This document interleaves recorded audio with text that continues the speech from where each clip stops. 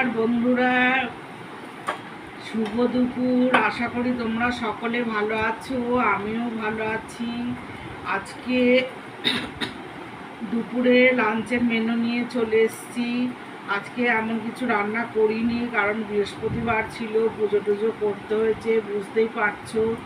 আজকে করেছি ভাত, করেছি লেবু দিয়েছি, আর পালং শাক, আলু, বড়ি, বেগুন তরকারি করেছি, আর করেছি মাছের ঝোল আলু দিয়ে, আর পাঁপড় পোড়া, দই আর শশা, আর জল তো রোজের মতো থাকেই।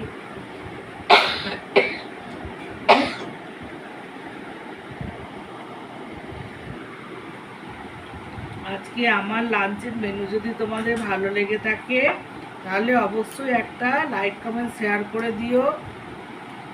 আর যদি পারো তোমরা কি কি রান্না করলে একটু জানিও, কেমন লাগলো বলবে। হ্যাঁ,